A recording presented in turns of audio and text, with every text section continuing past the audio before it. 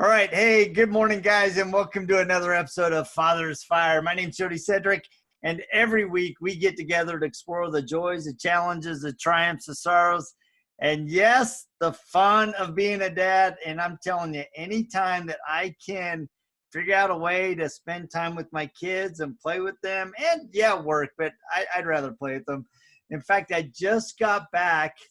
My wife said, "Hey, I need an escape." And so she said, "Can we take our oldest son and Jessica's home? Let's go out on the boat for an afternoon." So we went out there, and you're going to have to watch my TikTok because we have the first stand on the shoulders while wake surfing.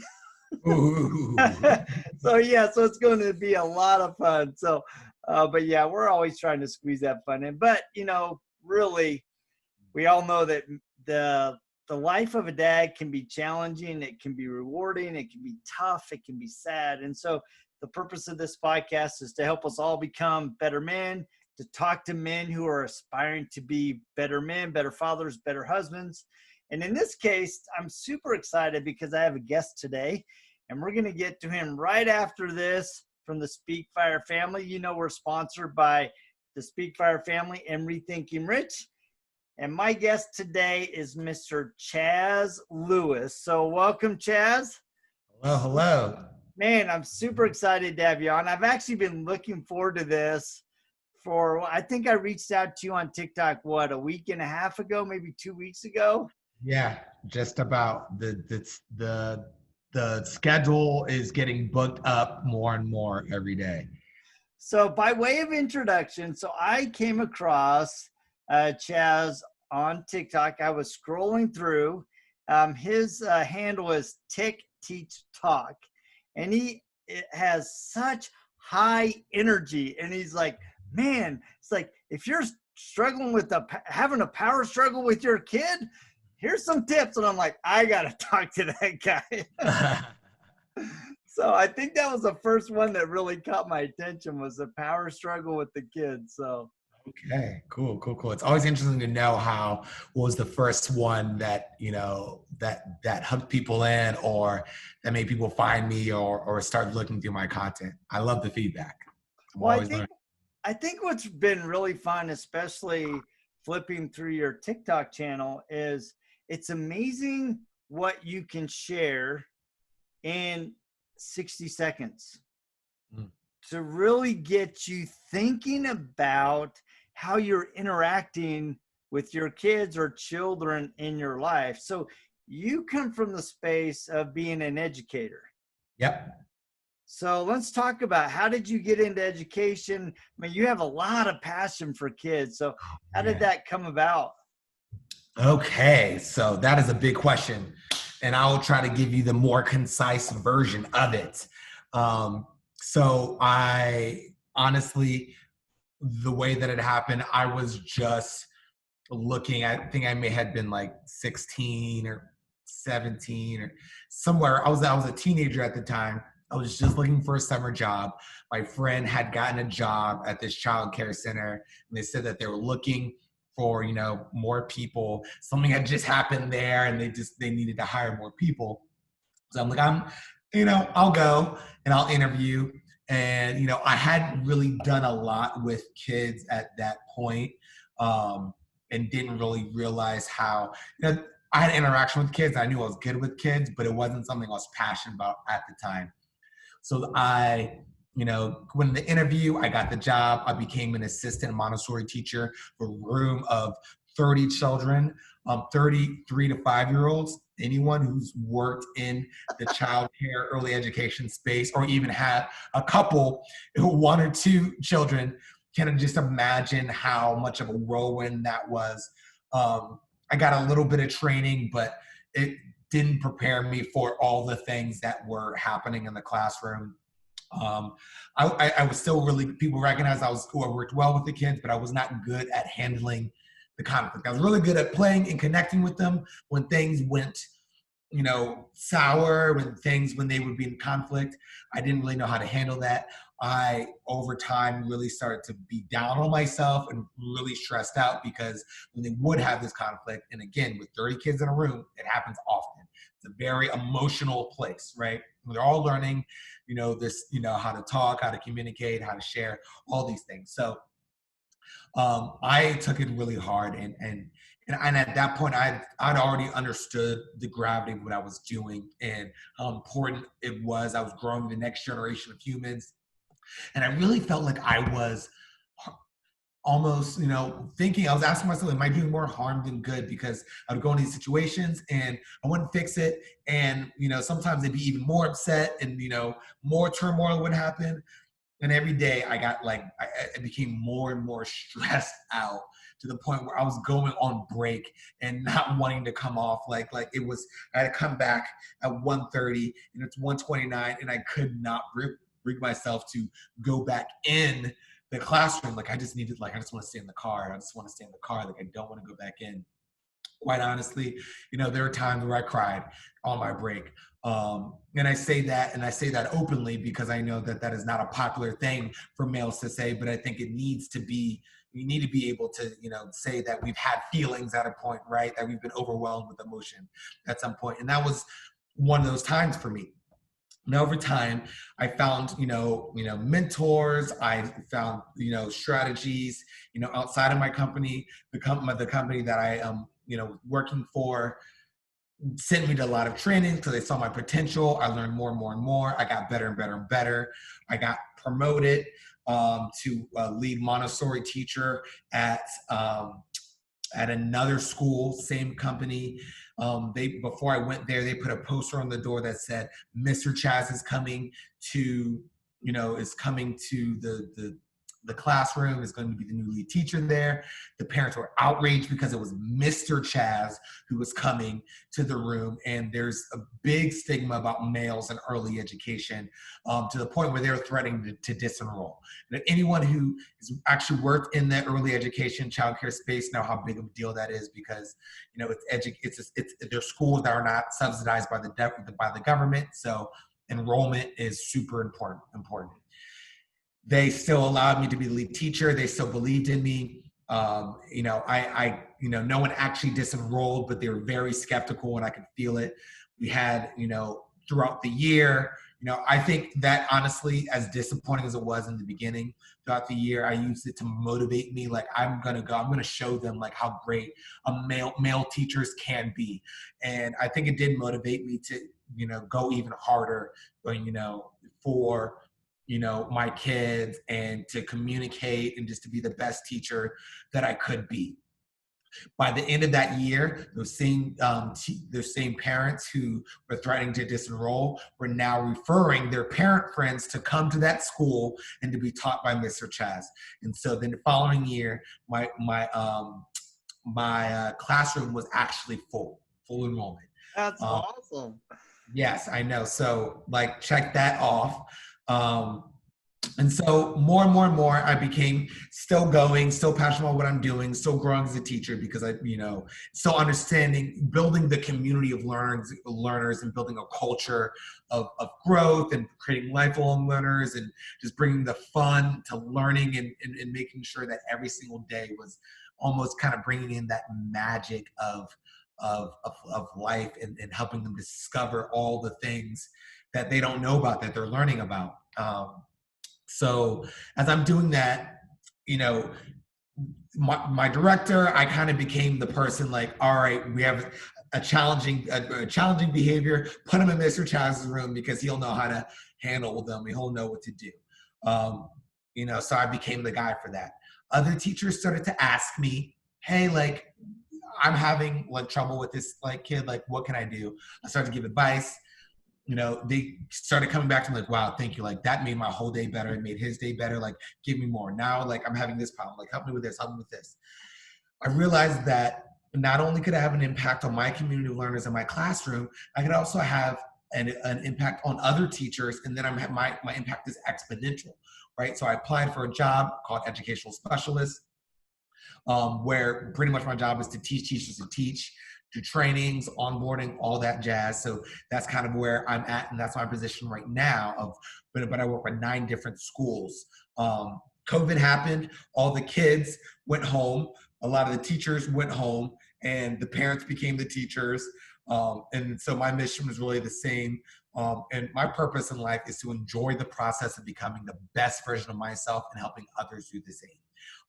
And I can get really deeper into it in terms of like how that correlates with early education, but it's pretty easy to see how that correlates with working with kids and teaching, right? So my mission was still the same, but the kids weren't there. And so I kind of had to figure out like, okay, so how am I going to impact, how am I still going to make the impact, this exponential impact? I saw TikTok I saw there was opportunity there and more people were going on there, and a lot of parents were struggling. Like, I don't know what to do with my kid, like all day. Like, how do I trying to teach them, but they're just not listening to me. Like it's gotten even worse with social interactions and all the other things that are happening. And so I spent a lot of time making TikToks and supporting parents and helping parents with ideas and even going TikTok lives every day and like, tell me your problems. I'm going to solve them right now. Like, I know what to do. Like, I've worked with thousands and thousands of kids. And pretty much my job, along with the onboarding teachers was like, I was also the guy like, hey, we're having this challenge in the classroom. Can you come in here and help me fix? Kind of like the, I don't know if anyone's ever watched Scandal, but like the Olivia Pope, come fix it. I'm like, okay, so what's going on? And I have like really not, because again, I work in 9 different schools. I don't have a lot of time to really figure out what's going on, identify, diagnose, and then kind of, pretty much solve the problem, or at least move towards problem solving. So that's pretty much now what I'm doing with parents. I have a coaching service. I believe Jody's putting that on through www.patreon.com. Mr. Chazz, that's Chazz with 2 Z's.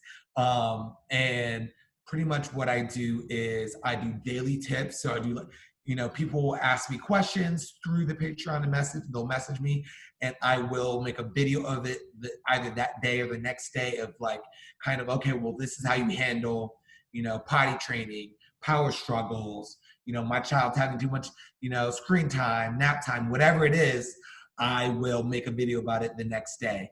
And then I also am creating online courses, so they have access to that. I also do individualized coaching, so they have access to that. They just set up a time for me and I can individualize coach.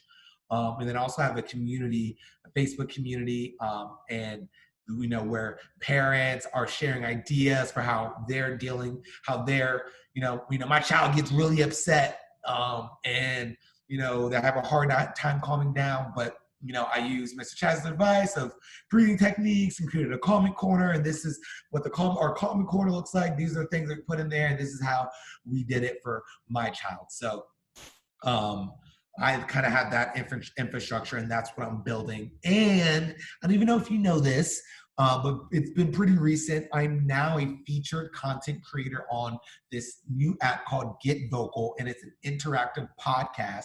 So and it's 7 p.m. Eastern every single Monday.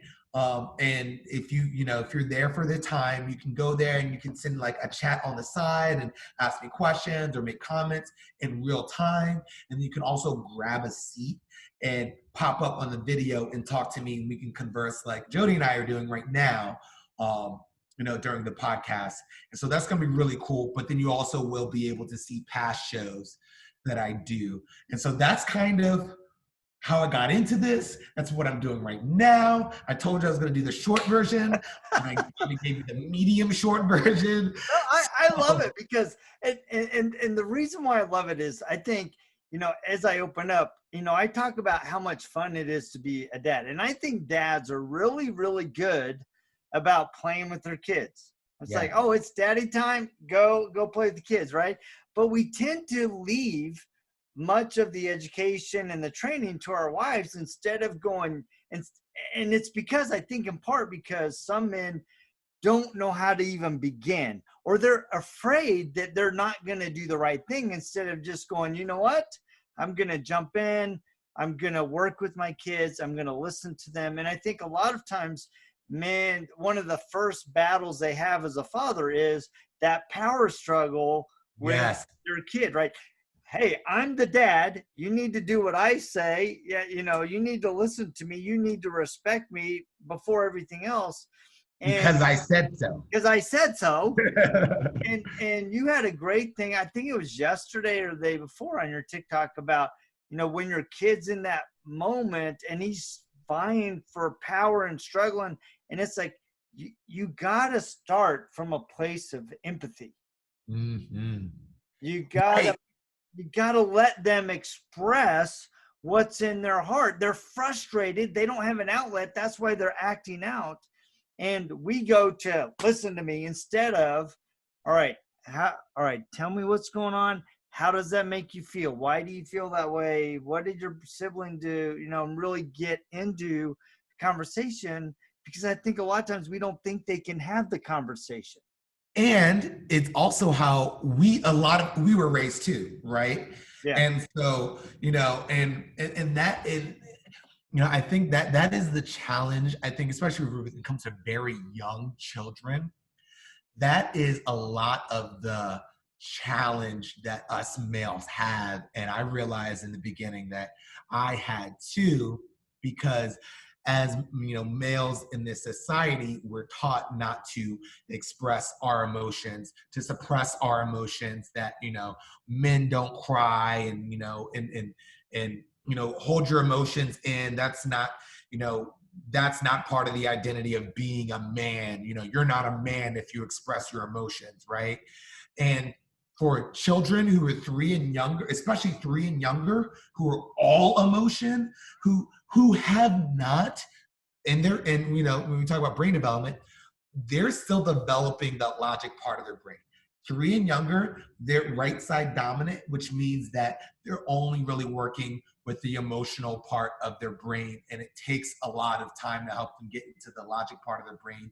And we, as males who have been taught to suppress our emotion, a lot of times will only use the logic and then be very confused when we're trying to logically explain things to emotional children, and they're not listening to us. And here's the thing. It also goes, when I talk about validating, we're talking about having empathy, validating their emotions, hearing them out and listening to that emotional side. It doesn't just work with kids.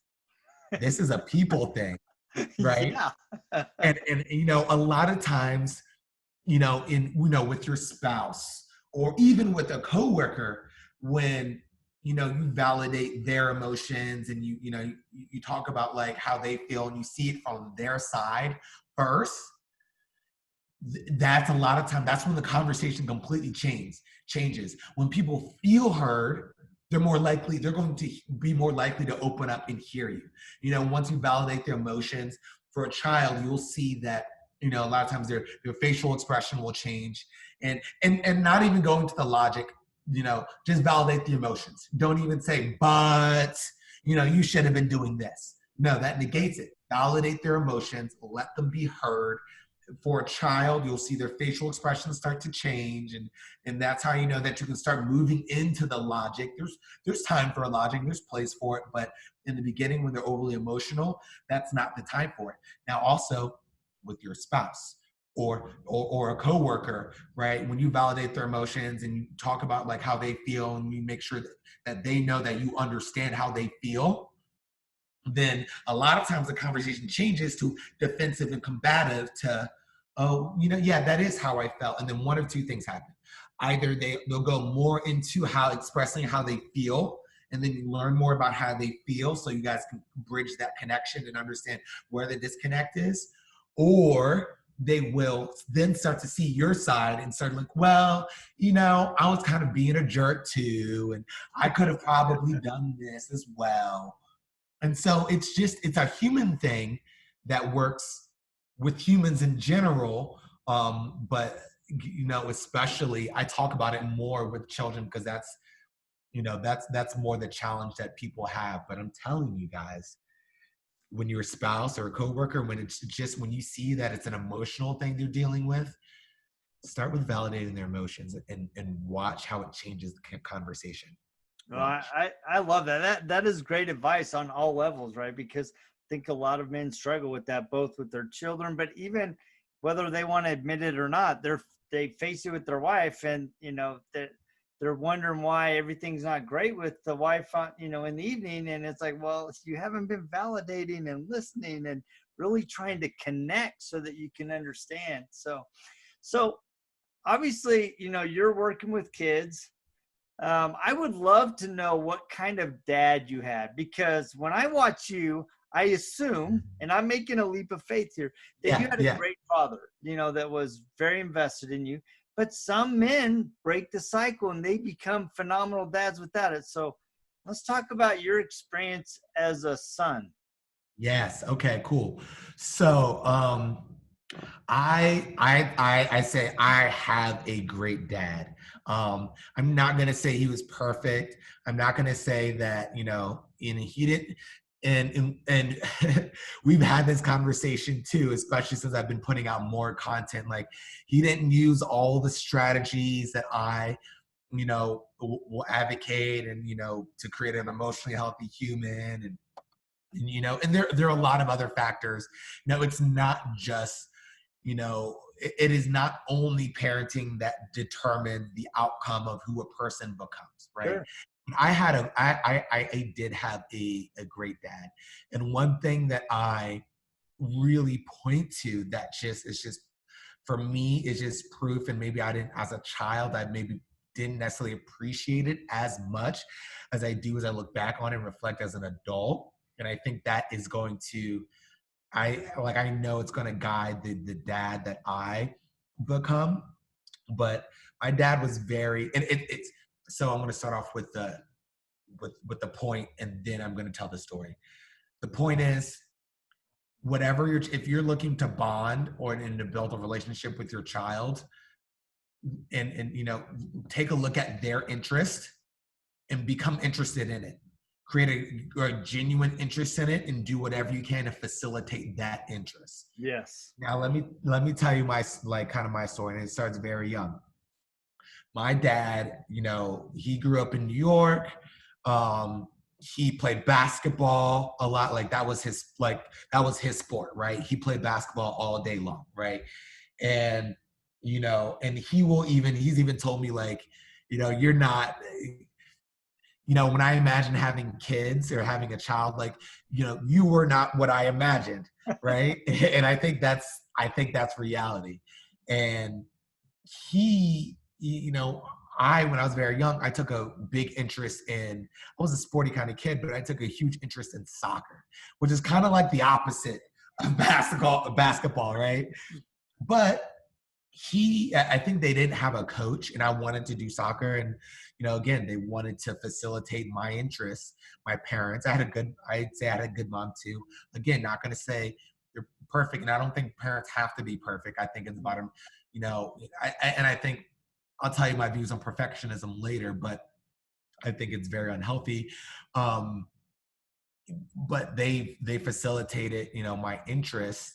And my dad chose to be the coach for my soccer team, when I was very young, like starting off as like 4 or 5 years old. And he had never played soccer a day in his life, right? It wasn't just like, oh, like, yeah, I kind of know soccer. Like, I like soccer too. I can do it. No, like, he went out of his way to learn about soccer and invest time every single day, because we had practices every day, to teach me and a bunch of other kids, and also a dad who's never really worked with kids, right? Not like me, who's worked with thousands of kids and have been in that space, but still chose to do that. And he did it for years, probably until the skill level got a little bit, all the way until I went to travel soccer, and it became serious and out of his skill level. And, I was dribbling circles around him, and there was no more really for him to teach.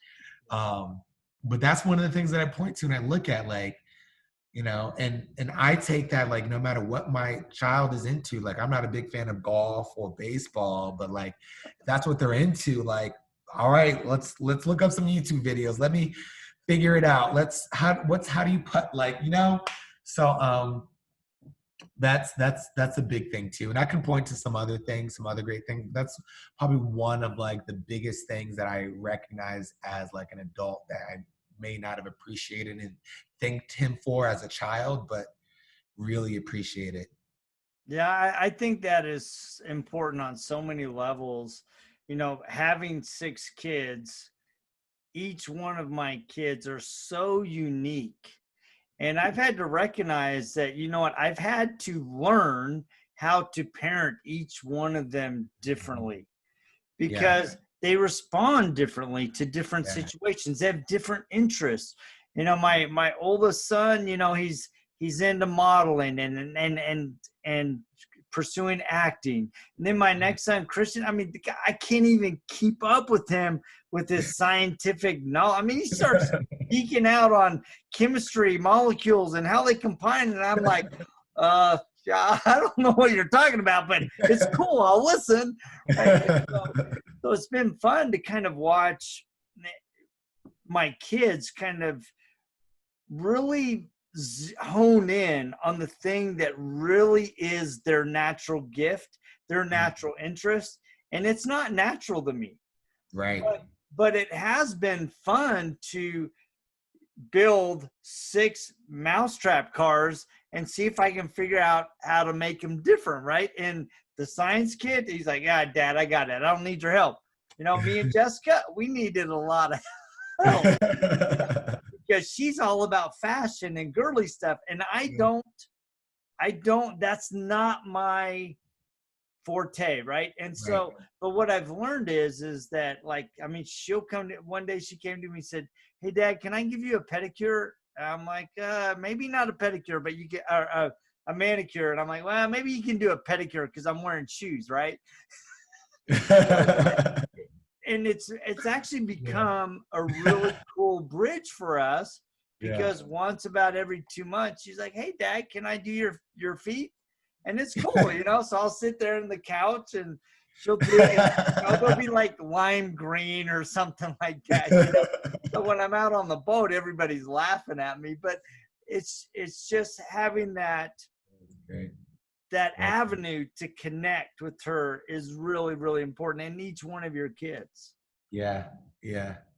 Yeah, no, that's really great. I love how you you let her paint your toes, right? And that's one of those things too, right? To I always like to unpack and like think, especially anything, and especially recently, even more now with the whole George Floyd thing going on and Black Lives Matter and people there being more of a conversation about biases and stereotypes, and me being one of the people pushing that conversation about bias, and we should all be aware of our bias and like what our everyone's got a bias, and like Oh, yeah. I think about that too in different things that don't have to do with race, but also about like about gender, like why you know what would happen if you let her paint your nails. Oh, I go to work. I mean, I would not go. In fact, she's done them before. In fact, she did them like all fancy, striped and stuff. And the guys were at work were like, "What are you doing?" It's just me and Jessica time, you know. And so okay, and so then how did they respond? Like, what was their response after that? When you explain it, when it wasn't like, yeah, I didn't just go to the nail salon and get my nails done. It was a bonding thing with my They child. actually thought it was funny. They thought it was good. It's like, really? You did that for your daughter? I'm like, yeah, I did that for my daughter. Yeah, I'm going to look silly at the office for 2 weeks, but that's okay. I mean, it's Yeah. just nails, right? Yeah.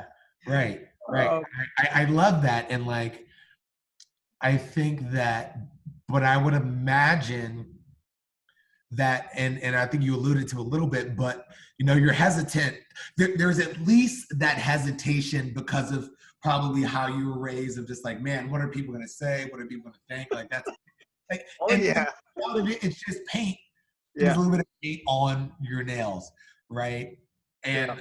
And and like, I don't know. I just think about like, and I think in some environments there is, there could be like shaming, in some form, and then you have to be confident and brave enough and invest enough in your kids to care less about the people that would care about that and care more about that, spending that time with your child. And I think that, a lot of people would choose to like, Yeah. no, right? And I understand it. Like, I Yeah. get it. And I think even me having this conversation and like, and understanding that it's not a big deal and that like that bonding time is more important than some people at the office, like, making comments about your nails. Like, I know that I'm going to struggle with that and I'm going to have to work through that too. If Yeah. I have, Yeah. a child who is into Yeah, it. it's weird because, as I reflect on it, at first it was really, really uncomfortable. I mean, I'm sitting there and she's Yeah. like, I'm watching her like file them and I'm like, I mean, I'm just feeling uncomfortable.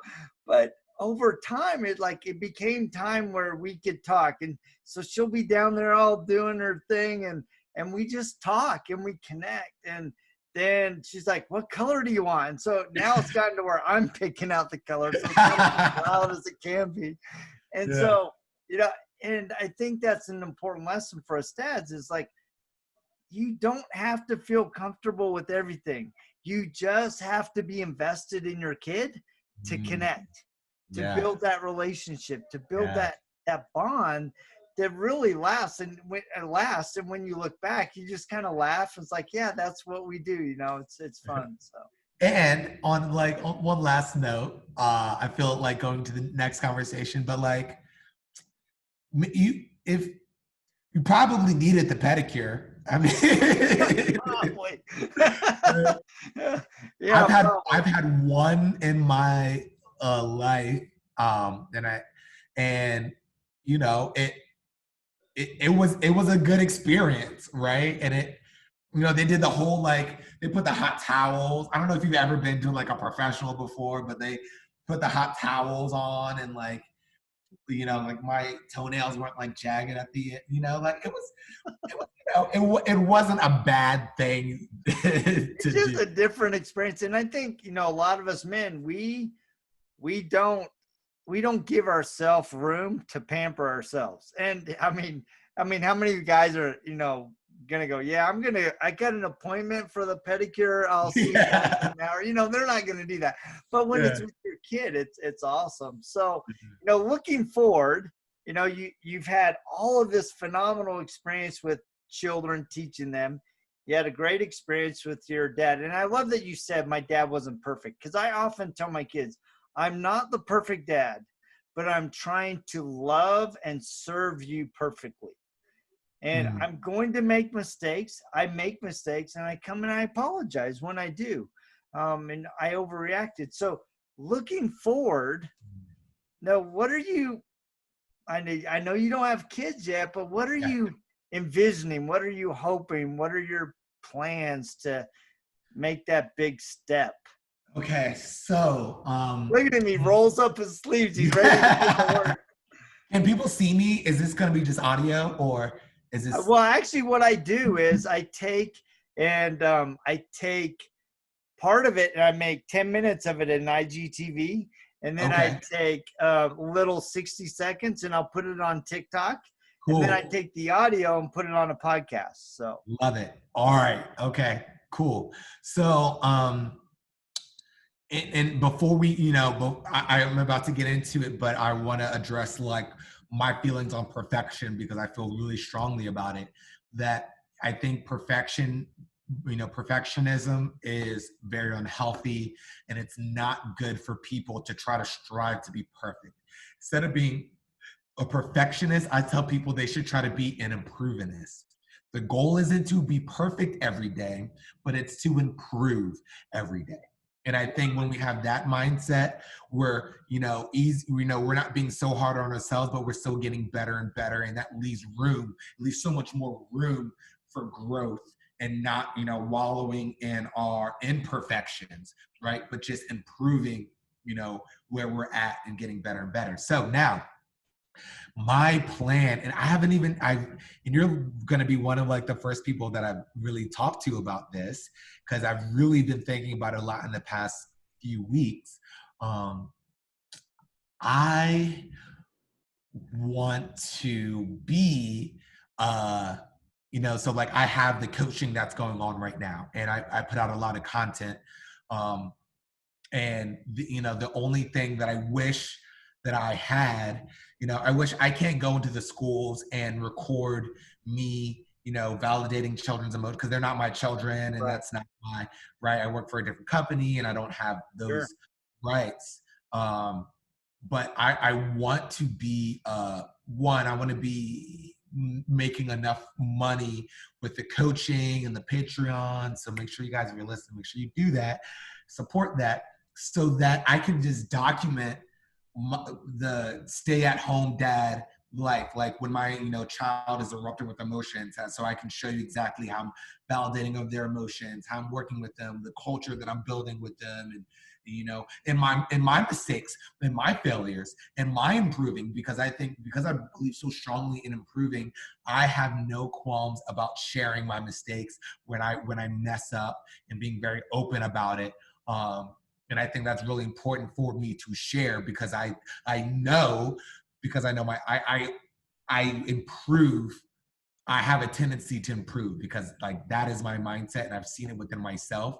And so like I have no problems with showing the mistake that I made today or last week, because I know next week I'll be better, and there'll be results. So I want to be able to show that to the world, right? Like the mistakes that I make as a dad, and how I'm growing and getting better and better and better, even as a parent coach. I don't expect for me to be perfect, right? I just told you how I felt about that word. I don't expect to be perfect, but I think that there's going to be a lot of life lessons that I'll be able to physically show, even more than just talking about, than just talking about.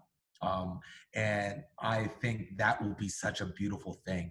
And then I can very, I think it'll all, with working on the business and coaching and developing others and having a child, I think I'm going to figure out a lot of creative ways to work everything in there at the different stages of life that my child is at. And so I think the people who follow me right now and are already seeing it, when they see me become a dad, I'm going to be super open about showing it and documenting. And I think that's going to be a really interesting, cool thing to watch. And hopefully I have enough clout to have a TV show by that time. And where you can see it on a very quality kind of, weekly basis. So that is kind of how I see, and really, hopefully, ideally, I would love to be making enough money to have my, what at that point will be my wife, for her to stay home too, at least for the first 2 years of my child's life. But I do think those are really important years of like brain development. And as much as I do you think, social, like I see all the valuable things that they could get from teachers and other children being in a childcare setting. I do think that I could, I really want to bond with my child. And I really do think that, because, I could put my child in a classroom with teachers who I'm teaching how to teach my child and other children, or I could just, they go directly to the source and just teach it from me, have less mixed messages. I know like I can create the culture and the brain development from the very beginning throughout the day. And that would be a goal of mine. And then allow them to, because my other thing too is finding the perfect program, the perfect teacher. Because even honestly, like I'll be honest with you, that like I don't even think, as much as I do, like I support the program, I don't have control over what programs we provide, and what materials and all that stuff. I work for a company, and a lot of that stuff, I can train the teachers and suggest things. I do recommend materials, and I do have a say in it, but it would be super cool and interesting to have a complete like control. And maybe I might make an experiment out of it. And then maybe when I have my second child, because I want to have two children, maybe three, but two children. Maybe I put the second one in, childcare, and we see what the difference is. All right, we're gonna compare the two. Actually, what I think would be the true experiment is to have them do the same thing, right? Because what I've seen is, having Right. 6 kids is what I tried with the first son did not work on the second one. And it'll Right. be Right. interesting. And I love that we live in an age where we can document our experiences with our family. And some people are very comfortable and they're very open with that. And one of the things that, and I was reflecting on this the other day, was, right now I think I have 83 episodes, 84 episodes of Father's Fire right now. Now, when I die, my kids are going to have a Yes. record of Yes. things that I thought were important, or of men that I thought were incredible, that, and tried to draw out those lessons.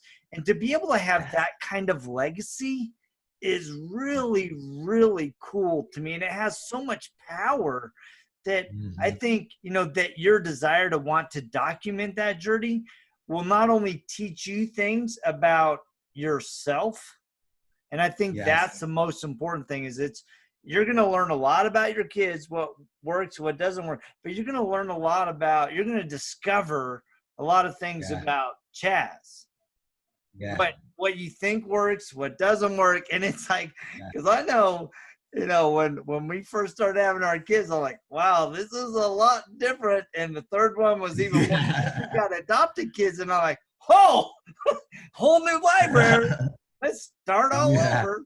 Yeah. But yeah, that's great. Yeah. No, that's going to be great. And to piggyback on what you're saying, like, I think, just already, just through the act of parenting, you're not only raising your children, but you're raising your children's children, because the way that you're parented will impact the way that they're going to parent in the future, in one way or another.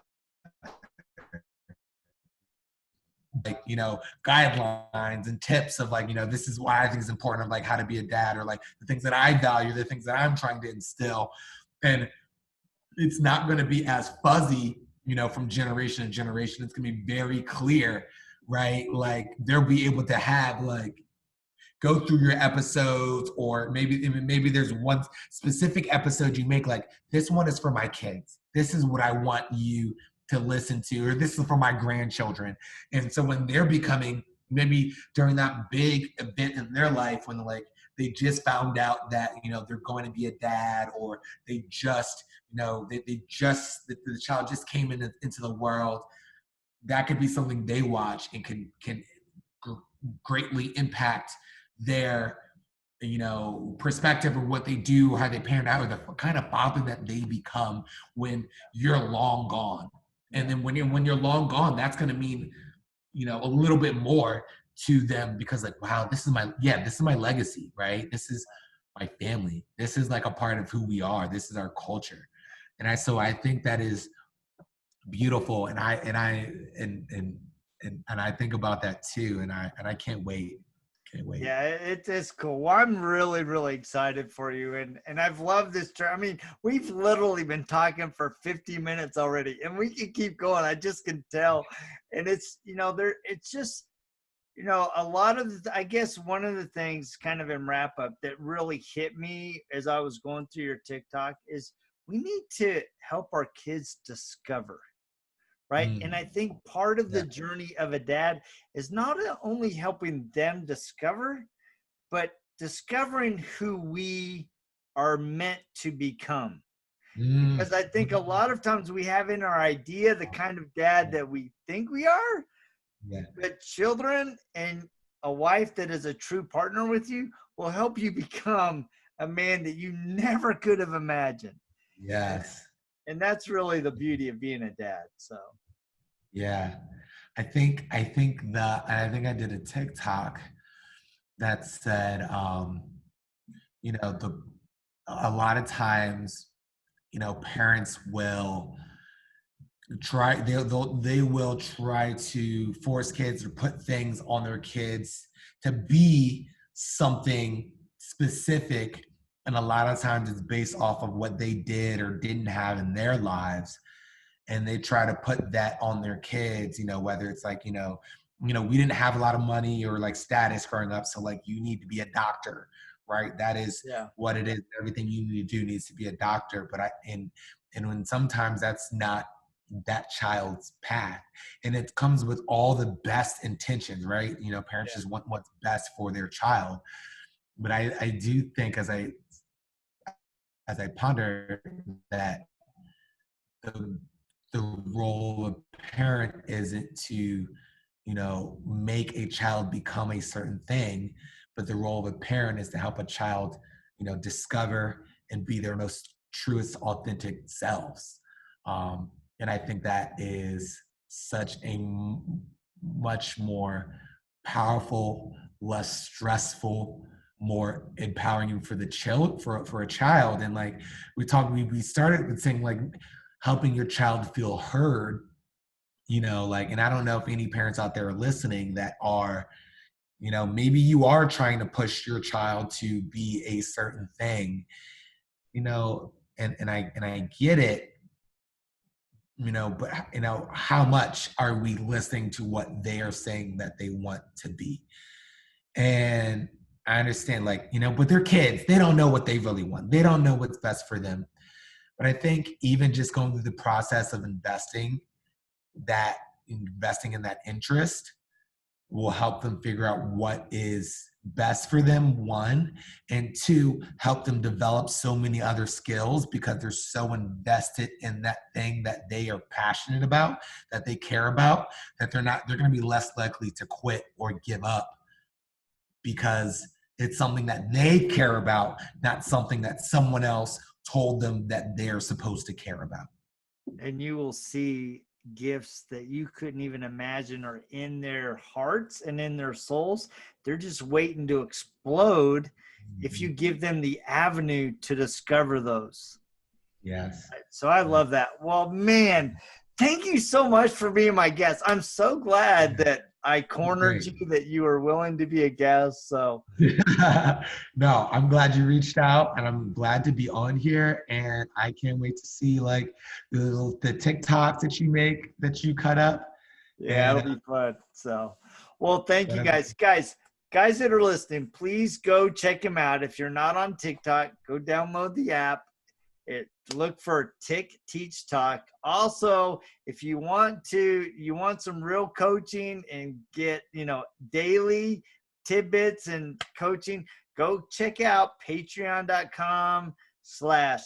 Chazz with 2 Z's. So yes, I mean, you got to go check it out. I mean, if nothing else, go check out his TikTok, because I mean, there are hours and hours of nuggets and tidbits of how to be a great parent. And that's really what we're trying to be. We're trying to be better fathers, better men, better husbands. And thank you guys for sharing your journey with me. Make sure you check out, I want to give you guys a personal invitation to our Father's Fire Facebook group. It's a men's only private group. Once a week, I host a little thing and we talk about just man stuff, where we can open up our hearts, be a little sensitive, be a little raw with things that we're struggling with. So make sure you check that out. So thank you guys for joining me. We will check you guys same time, same bat channel, just next week right here. Oh, go ahead. He's got something. Yeah.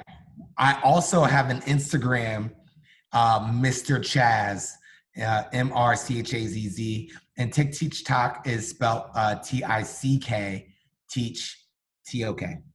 Gotcha. So I'm glad you clarified that. So thank you guys for joining me, and we will check you guys next week right here on Father's Fire. See ya. Hey, man, thank you so much, man.